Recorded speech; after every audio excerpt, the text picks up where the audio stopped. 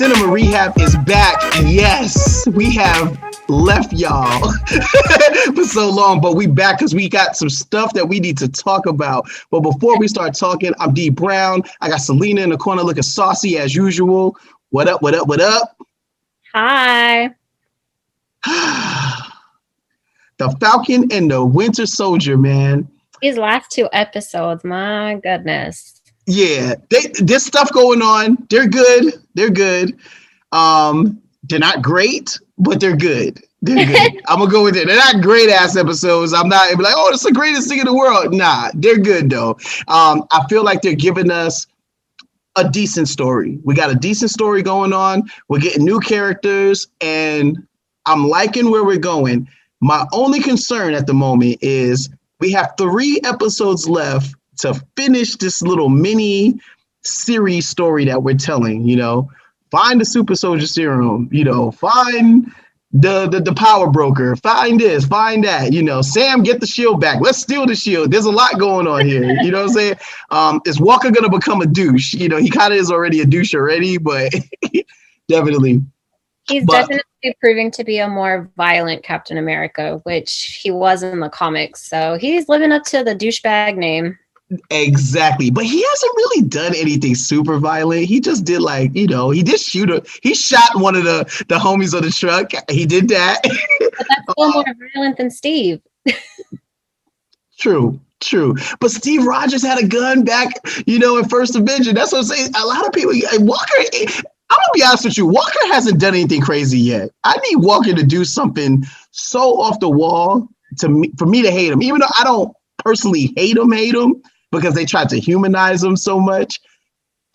I don't like him. I know that. I don't like his character. He don't deserve death threats in real life, by the way, people. I don't know who's sending him death threats. That's crazy. Y'all are wild.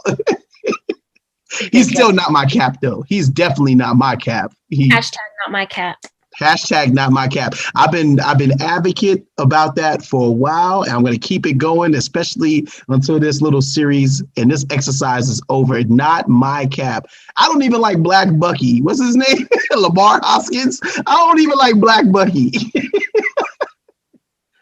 He's Black Bucky. That's really what he is. But once again, Cinema Rehab is back, presented by Back to the Classics. Thank you so much for being with us. We're about to break down episodes 2 and episodes 3 because we left y'all guys in the cold. So we just kind of want to get back into what's going on and just kind of talk about the 2 episodes and what they did. And did we like them? Did we hate them? Are we mad? Are we upset? We're gonna talk our truths, and we're gonna start now. Episode 1 ended with the reveal of the new Captain America, Upface, as Selena calls him. Since then, they have made improvements. The mask doesn't look that crazy on him anymore. It looks like it actually fits. Maybe he was going. Maybe that was a markup suit. I know that a suit actually fits him. And he's kind of like Steve. He takes his helmet off a lot. Wyatt Russell, Kurt Russell's son, takes off his helmet a lot. He likes to talk and show his face, remind you his lineage, who he is or whatever. Do you like John Walker? Do you like this character? Do you like him? No. Why? Why the hell would I? At first he was kind of like a humble guy and I looked up to Steve Rogers. He gave me hope. He was everything. He stood up for everything I believed in, whatever. I was like, I'll give him half a chance, a little bit of a chance. And then he got so full of himself so quickly and pulled the whole, do you know who I am? Yeah, after that, I was like, that's a wrap. Yo, they spit in his face, man. Do you know who? You don't spit in Captain America's face. Not my Cap. Not my Cap. So it's not my problem. Hey, not my Cap, not my monkey. Kind of deal. Not my problem. I feel you. Trust me, I feel you on that one. Sam's face when he saw the new Cap reveal on television, that was the audience just always no. I felt for him because it's like, yo, I didn't know y'all were gonna do that, Like my man just gave the shield up to the museum and they immediately put it on Walker. Immediately. The disrespect was real. Bucky's face when he was like, I never met him, but he feels like a brother. Oh, yo, Bucky sitting there in the apartment. He was my brother. You could just tell he was sitting there like, I'm gonna curse Sam out. That's the first thing I'm gonna do is curse Sam out. Like he been sitting there stewing the whole day, just watching the new Captain America have his parade in his hometown. He's decorated, you know. He's a decorate. Yo, he was the good candidate to be Captain America, though. The way he handles the shield, his accolades, they knew to put it on him for a reason. They didn't want anybody that couldn't live up to that shield, that moniker. You know what I'm saying? So I'll give them that. They humanized him enough for us to like him, but we're too hip. We're too cool for school. We're not going to like him. He's not our Cap. So we're automatically not going to like him. We always going to think he's up to no good. We're waiting for him to snap. We're waiting for some traces of the comic Walker to kind of seep through. You know what I'm saying? We're waiting for that to happen. Definitely. All right. First things first, Bucky grilling Sam. Warranted, not warranted. Like he got in his face the minute he saw him. It's nice to see you too, Buck.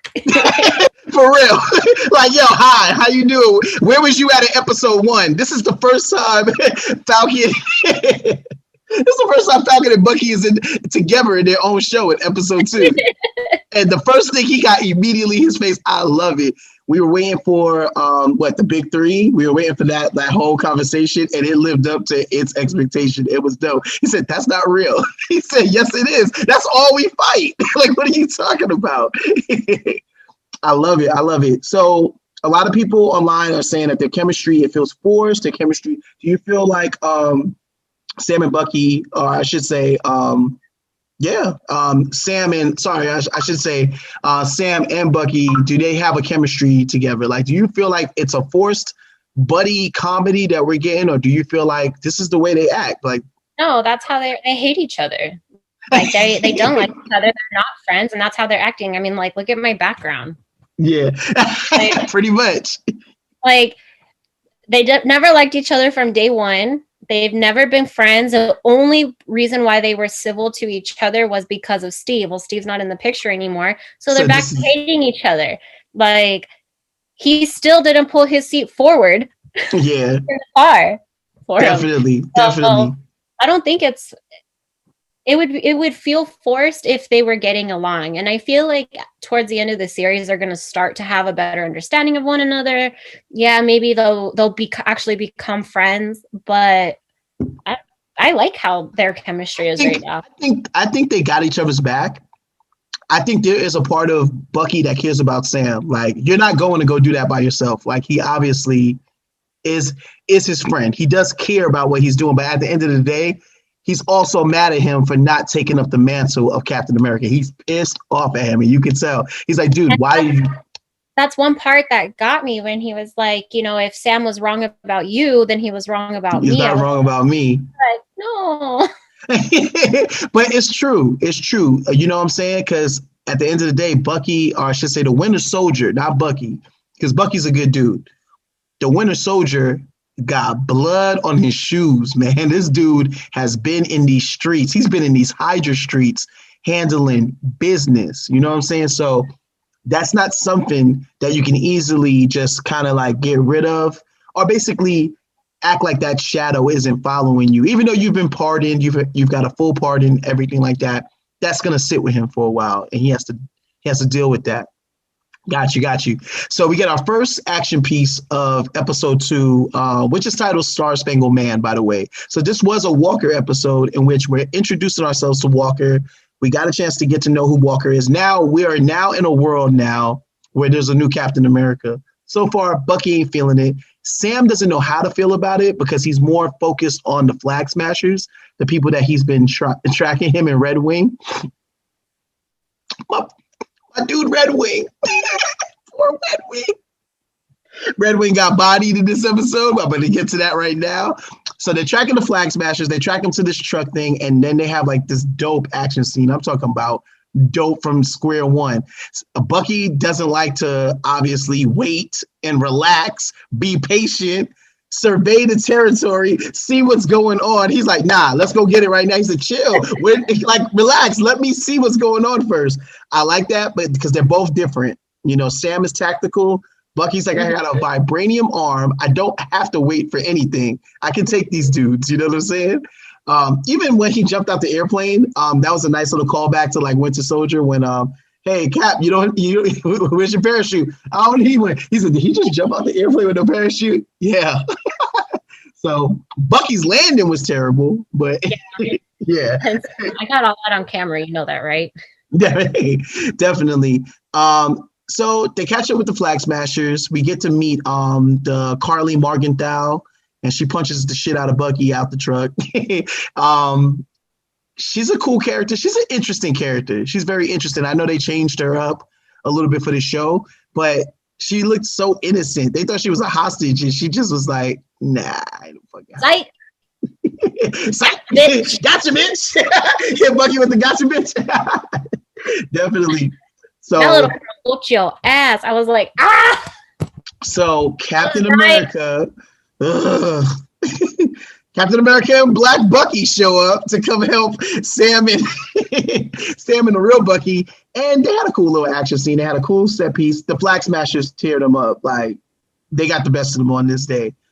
That interaction when they're walking, and I thought that was a cool little interaction to get on the truck, and they're just basically trading information, finding out what happens to people when they come back from the blip, and they set up that whole program. Everything is going good. But Bucky ain't feeling it the whole time. He said, just because you got that shield, that don't make you Captain America. Like, Bucky ain't feeling it, and I'm loving it all the way. Like, Bucky's attitude was me the whole episode. Like, do not even like this dude. Don't give this dude no play. Don't give him the satisfaction, like, at all, type shit. And he was like, nah, I'm good. Stop the truck. I'm good. I'm trying to be the best Captain America I can be. I'm done. I ain't got time for none of this. I'm good. And then the thing he said to Sam was kind of messed up. He said, I thought that at least I'll have your back, seeing how you was like the sidekick. And he was like, yeah, this ain't it. I'm out, type shit. Said that, I was like, oh boy. All right. They were brave enough to touch the Isaiah Bradley situation, the Black Captain America that got experimented on, kind of like a Tuskegee Airman or the Tuskegee Projects back in the day. That's a harsh little. That's kind of like the underbelly, like the dark stuff of Marvel. And I'm glad that this show was able to tap into that. So now that they know that they're dealing with super soldiers and Bucky came up with the idea to go visit Isaiah, and Steve had no idea about Isaiah, obviously. So Bucky has his own secrets, you know what I'm saying? That's another thing about them. They got their secrets, But, even though Cap knew that Bucky, murked out the Starks, it's just, there's a lot of dirt that's in Bucky's head, so he's learning now to start confronting those issues, with that book that Steve gave him, the same book when he came back and he was getting reacquainted with life. Now Bucky is getting reacquainted with life the same way. But finding out about Isaiah was cool. I'm glad that they brought that character into the show. Another cool thing was the little kid in there is going to somewhat be a future Avenger, but I don't think we're going to get the young Avengers, but I think that's cool that they showed Elijah, who turns out to be Patriot in the future. So I think that's cool. I think it's kind of crazy that we've had like a whole Black Captain America and not a lot of people knew about it. And so that's why I think these shows are really good, because now people can go back and go read that comic book and go find out like his story and what happened to him for real, like Steve ain't the only one that got a super serum, injection. There's other people out there, obviously. And Bucky himself. Bucky is a whole super soldier himself. So I think that's dope. What are your thoughts about that? About what specifically? Just the fact that there's like just now we like watching a show and it's like mad super soldiers just running around. Like we went from not having that many to now like everybody is like super enhanced. It's really eye-opening because you think there's only like a select few of people who had the serum injected into them, and now you're coming to find out like there's possibly hundreds of super soldiers out there, and they've got the serum. So how many more are they going to create? I'm really interested to see how they use that, how they Right. like if they were to inject the serum into anybody else, how they're going to use them for it, how it's going to turn out to be. Well, I think they were smart because I think they kept it really small. They said, because their group is small. The Flag Smashers themselves are small. They're not that many. And as we've been seeing them either A, dying or getting picked apart, small things here and there. But I think that the doctor who we're about to start getting into, because we're getting into episode 3, which is titled the Power Broker. Evidently, we're starting to learn now that the Power Broker basically got his hands in the middle of everything. We're finding out about Dr. Nagel. We're finding out about how the serum came about, how much of the serum is out there, what has been stolen. So it sounds like there's not that much of it. It's not that many vials. So I don't think there's going to be probably like 100 super soldiers, but I know there's a lot more than what we think there is, Right. But if they were able to recreate it once, they'll be able to recreate it again type of Definitely. thing. And, yeah.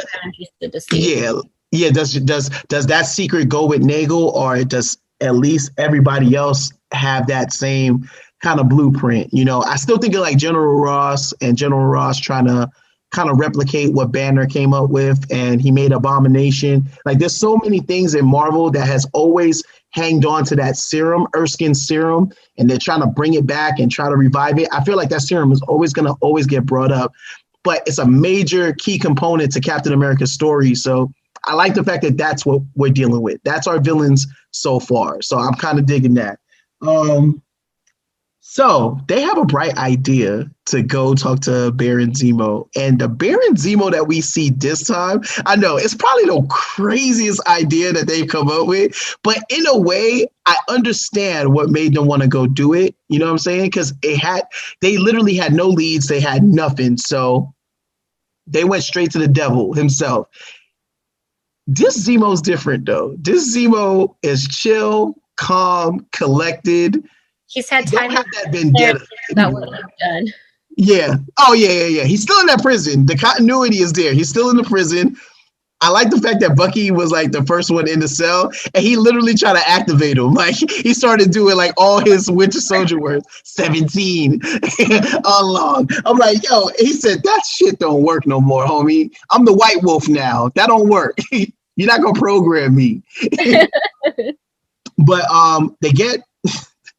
which is kind of funny. They're talking about possibly Baron breaking out of jail or whatever. And the minute they're talking about it, they're having a montage of him actually breaking out of jail, which conveniently looked very easy to be. It looked too easy. Like, his breakout was like less than like 3 minutes.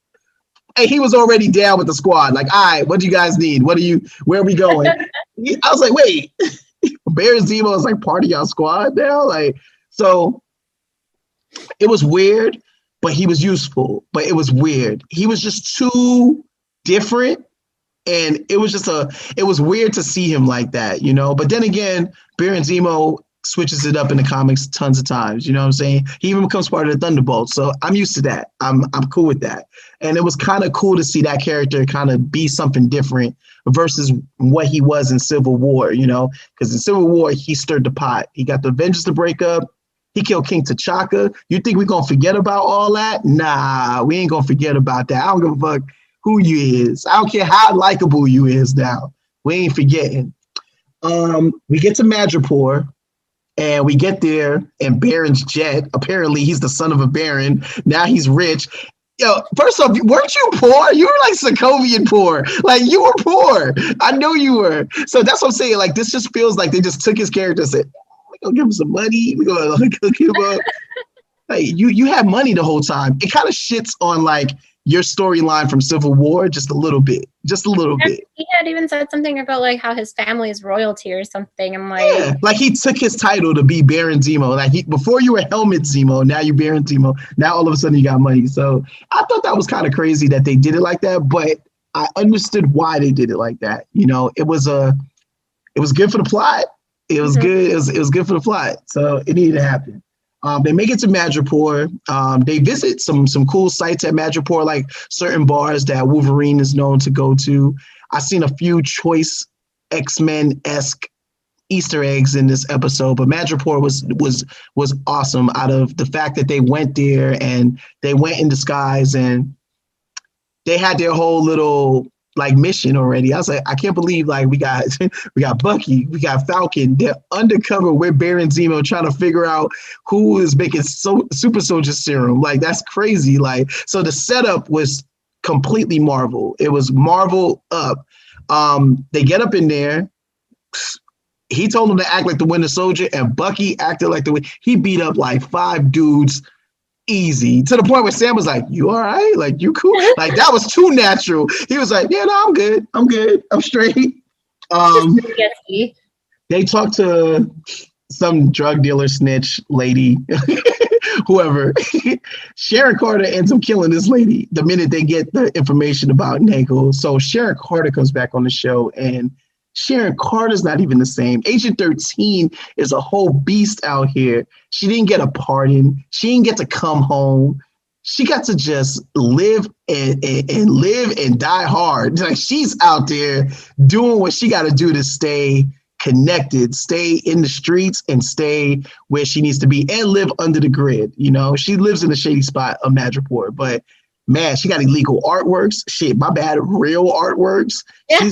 She's super connected. I like it. I like this for her. I like this. They gave her personality. They gave her a storyline that we can get with, and there was ramifications behind her helping them in Civil War. So we got that. Everybody got a pardon except for Sharon. So you kind of feel bad a little bit, but after the way you see her handling herself, you don't feel that bad, you know? Question, do you like the new Sharon Carter and do you trust the new Sharon Carter? And you know, I don't know what it was about her. Like even in Civil War, like she got under my skin. And even when she was just like, what was she pretending to be, a doctor or a nurse when she was Sam's? Hey, when you work for Shield, you just be like a double agent out here.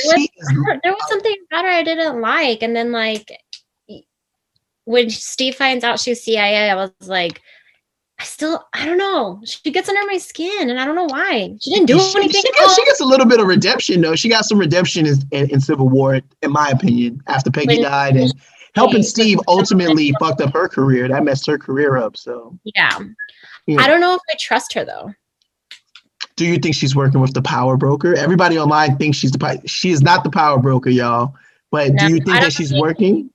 I don't know if she's working with a power broker or if I feel like she's got a hidden agenda helping them. Right. And it's not just because Sam said he'll get her pardoned. I got you. It might be an agenda that works for her. Like she's doing this basically for her gain or to make sure that they don't get too far along with their investigation, you know? Yeah. But it's interesting to see how she's moving. She's moving definitely funny. We get to the scene of the docks. The docks was like the craziest. It was insane. I was like, what is happening? Whoever is the stunt coordinator on that show, like that went ham. Like Sharon Carter was like, yo, we got beef outside, but I got it. She took down every dude she saw. Every dude got either a knife, a gun, or something. Like, once again, for anybody that does not respect these Disney Plus programs and y'all say it's watered down, there was nothing watered down about this episode. There was violence. It was violent. It was violent. Zemo handled his business. I think that was kind of crazy that Zemo killed Nagel like that. You know, that was kind of crazy. Surprised? No. But he knew, he's like, I'm not keeping you alive. Like, that's not going to happen, you know? And once Zemo got there, once Zemo basically saw what was going on, he's like, oh yeah, we kill him now. Like, basically, oh yeah, tell us, oh, you cracked the serum. Oh, you figured it out. Oh, okay, boom. Nah. Ain't gonna be any of that going on. All right, so they're getting closer. I know I was asking for progression. A lot of people feel like this particular episode dragged, and I'm glad that we're talking about it now because we had time to process it. I watched it twice. I don't feel like it's dragging. What I feel like is happening is they're just telling a story that's just not very like it's. We just got off WandaVision, and WandaVision was such a mystery that this really isn't a mystery. They're kind of giving you the answers. They're giving you the clues. They're letting you know this is what's happening. That's what's happening. This is what's happening. That it just feels like we're watching like a by the numbers buddy cop movie that we should definitely be binging, but we're not. We're just dealing with it on a weekly basis. That's all. They get to a little bit and then they stop. They get to a little bit and then they stop. And then they get to a little bit and then they stop. That's it. We're just solving the crime, but slowly. That's all it is. So do you feel like this probably would have been better as a binge experience now that we're at episode 3? Or do you feel like this is fine on a weekly basis as a 6-part situation? I think it would have been better to binge it. Yeah. So, like, you know, WandaVision, you'd hit the nail on the head. Yeah. With it being such a mystery, and it's like, we need these answers. We can't wait a week, but they made us wait that week. Yeah. You don't get that with this. It's very straightforward. If you have a question about something in the next scene or the scene after that, they answer it. I think this would have been better as a binging experience, maybe even a movie. Yes, I agree. This could have been a cool little movie. I feel like it's a movie. I feel like the quality of what we're seeing is a movie. These are movie stars. These are stars that have been on the big screen before. So it feels like we are in the MCU. We're in that world. So they've succeeded at that, which is hard to do, to try to minimize something that on a larger scale and put it and shrink it down to a television. I'm going to end this by asking you, how did you like the reveal? You see the Wakanda beads on the floor, and then they show Ayo. Like, that's crazy. Ah! That was crazy. Now, that was like the please stand by, because now that you've seen her, and we already talked about Zemo killed T'Chaka, they're not going to let that slide. Nope. Even though T'Challa did stop him from killing himself, T'Challa did not bring him in for justice. He did not. And when I saw the beads, I was like, who's going to be there? Who's going to show up?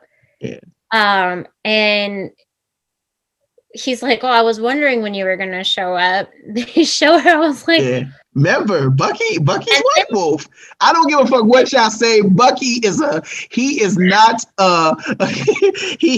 in Wakanda, y'all. He got a vibranium on. He's property of Wakanda. He's the homie. All right. So, and you're totally right. It's like the please stand by for Falcon and Winter Soldier. I was like, that can't be it. Come on. And so, like, I, of course, because Marvel trained me so well, I'm watching all the end credits, trying to see if there's something at the end. And then it wasn't. I was like, well, I thought that was a great way to end this episode. I thought that was a great way. So now we got so many characters in play. We got Sharon in play. Baron Zemo's out of jail in play with them. We have Ayo coming from Wakanda, or I hope I'm saying her now, Ayo, or Ayo. Yo, I heard the little. Oh shit! That Wakanda's in the building. I can hear y'all. I love that. I remember like the scene where she confronts like Black Widow and she tells Black Widow, move. I love that's my shit. and T'Challa was like, as much as I would love to see her, say move you, we don't got time for this. I love that. And I hope that this is seeds that they're giving us, because obviously Wakanda's getting their own series. We got Black Panther 2 coming out next year. So we have lots of stuff to look forward to. Just the fact that we are living in a world where Like Wakanda could just be brought up at any time. Wakanda could come on the show anytime. I think that's a beautiful thing. We've reached a beautiful zenith, Emma. We're spoiled. We're just spoiled now. Like, I don't like that episode. Why? Because they didn't do what they told me they was gonna do. I was like, you're watching a whole show based on MCU characters right now. You spoiled, man. Like, you can't be this spoiled. It's not going the way I want it. Like, what? Like, how could you even have this? We all thought it was over with Endgame. Yeah, like we are living our best life right now. I'm gonna end it. I'm gonna honestly think between the Power Broker and the Star Spangled Man, they're solid episodes. Obviously, I want more. I'm coming back for more. We're coming back for more. Episode is gonna be dropping this week. I can't wait to see where they go with that Wakanda nice little arrow that they threw at us. You know what I'm saying? And I'm curious now to see what they do with Walker. Walker has my interest. I need to see if this man is going to lose it or they're going to continue to not go anywhere with that plot line. But we had a really good conversation between Bucky and Sam about getting the shield off of Walker. And I want them to keep having that conversation. That's the conversation I want them to keep having. Sam said I would destroy it. First off, Sam, how the fuck are you going to destroy a vibranium shield? How? I'm so mad at him. Trust me, the culture is mad at Sam right now. We mad. I represent the culture. We're mad at you, Sam. I just want to let you know that. But Bucky was like this: before you destroy it, I'll take it. We're good. Like I'll be Captain America or something. But we're not allowing this pretender to be Captain America. That's not happening. That's not happening. Okay. Whew. That was good. Anyway, we have reviewed both episodes. They're solid episodes. Hopefully you guys are watching this. You guys are watching us. Hopefully we gave you the reactions that you needed. We gave you the therapy that you needed. We got some frustrations out. We spoke our truths. I'm looking forward to episode 4. Selena, where can they find you, my love? I'm on Twitter at MexEgyptian. There you go. I am on IG, BKLV Negrito. I know Jay Alonso doesn't know how to say that. I know how to say it very well.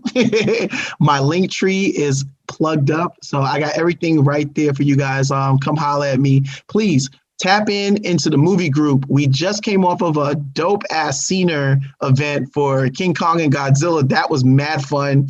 We're doing another one for Mortal Kombat. So please tap in with the Back to the Classics movie page.